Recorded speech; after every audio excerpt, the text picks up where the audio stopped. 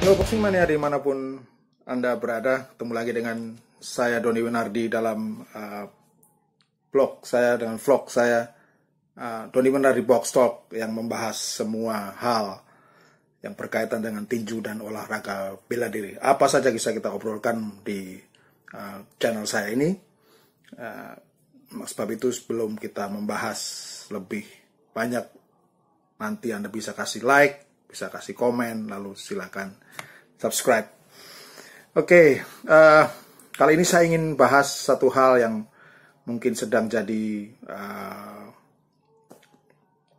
akan menjadi tren ya di dunia tinju khususnya ya, terutama di saat COVID-19 ini belum berakhir, yaitu tinju tanpa penonton. Sudah mulai ya. Sudah minggu lalu bahkan di Amerika Serikat Top Rank sudah menggelar beberapa pertandingan yang tidak dihadiri oleh penonton. Terus apakah hal-hal seperti itu bisa digelar di Indonesia? Ya, kalau saya pribadi berpendapat sebaiknya nggak usah dulu deh tinju tanpa nonton gitu kan. Karena memang kondisinya berbeda dengan di negara-negara maju di Amerika Serikat maupun di Eropa yang bisa menggelar pertandingan tinju tanpa penonton. Satu, karena mereka sudah punya sponsor yang tetap pasti. Dua, mereka punya kontrak televisi yang berdurasi panjang untuk sekian fight pasti. Dan mereka punya endorsement dari arena pertandingan misalkan. Biasanya mereka punya kontrak dengan salah satu gedung pertandingan, entah itu hotel, entah itu kasino, entah itu arena apapun, arena hiburan, untuk membuat 1-2 kali pertunjukan ya, untuk mengisi event di situ, entah sebulan sekali, entah sebulan 2 kali, pasti adalah mereka punya kontrak-kontrak tersendiri dengan arena-arena hiburan di negara mereka, di Amerika Serikat terutama. Tapi apakah di Indonesia seperti itu? Saya pikir tidak ada ya. Satu, kita selalu kesulitan jika kita bicara soal sponsor, itu selalu dari keluhan yang klasik. Kemudian stasiun televisi juga kita tidak, rata-rata petinju kita tidak punya kontrak. Kemudian kontrak jangka panjang dengan arena, dengan tempat hiburan ataupun hotel atau apapun, itu juga rata-rata tidak, selalu parsial ya, satu pertandingan selesai. Selalu seperti itu, dan itu tentu tidak menjamin untuk menggelar pertandingan tanpa penonton. Apalagi biasanya di negara kita kalau bikin pertandingan tinju itu nggak ditarik bayaran gitu kan, gratis gitu. Nah, kita mau dapat dari mana gitu? Padahal untuk selama COVID itu apa-apa mau membengkak gitu, segala macam pengeluaran pasti naik.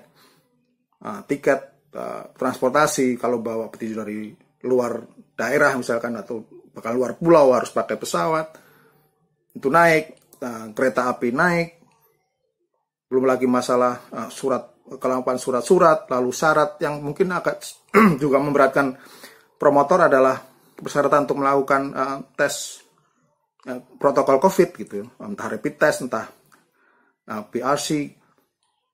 Rapid test aja satu kali tes 350.000 untuk satu orang. Bagaimana kalau harus membayar 10 petinju misalkan?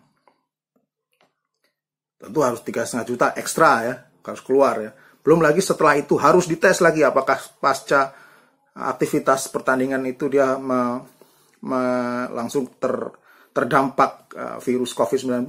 Itu sebuah persyaratan yang harus dijalani oleh pelaksana pertandingan tinju di Amerika Serikat dan dimanapun juga, entah itu UFC, Mixed Martial Arts, UFC, maupun tinju, bahkan di acara sepak bola juga seperti itu.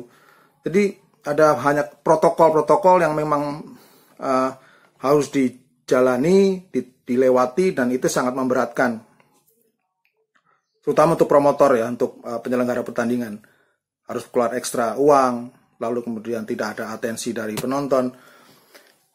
Ya buat saya hal seperti itu tidak menarik gitu. Pertandingan tinju yang harusnya ditonton tapi nggak ada penonton. Kalau saya nonton UFC, Bruce Buffer, ring announcer-nya teriak, berkata-kata, berteriak-teriak di atmosfer yang kosong gitu. Tidak ada sambutan gegap gempita. Ya mungkin pertandingan itu sendiri bagus, tapi nggak ada aura, nggak ada atmosfer yang memang menggambarkan bahwa sebuah tontonan itu menjadi bagus gitu. Ya kira-kira seperti itulah. Mungkin memang belum saatnya kita memulai ya melaksanakan sebuah acara tontonan, walaupun sinyal-sinyal ke arah itu sudah mulai ditunjukkan oleh pemerintah ya, melalui pelonggaran PSBB, lalu adanya rencana untuk membuat program new normal. Tapi memang mungkin untuk urusan tontonan olahraga ya, apapun ya, tidak terkecuali tinju ataupun mixed martial art ataupun sepak bola, apapun kita masih harus tunggu lebih lama lagi gitu.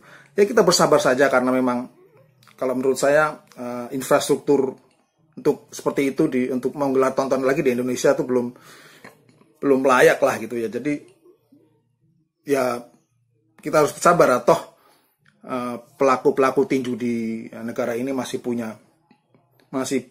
sampingan lah ya, entah jadi personal trainer, entah rata-rata menjadi personal trainer ya teman-teman di tinju ya. Jadi ya mungkin rezekinya nggak melimpah, tapi selalu ada gitu ya. Ya kita sama-sama berharap, kita sama-sama berusaha, sama-sama saling mendoakan supaya kita tetap, teman-teman tinju dan boxing mania bisa tetap menjalankan hari-harinya dengan baik, tetap sehat, tetap bisa makan, sampai pada saat yang tepat kita akan panen lagi. Nah, kira-kira seperti itu ya. Ya oke lah, kita cukupkan, saya pikir cukup dulu sampai di sini obrolan. Kalau memang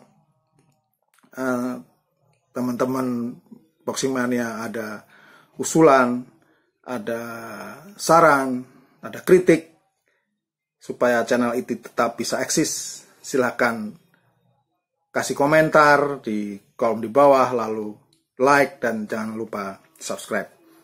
Kita akan ketemu di kanal Tony Winardi Box Talk berikutnya dalam tema yang berbeda.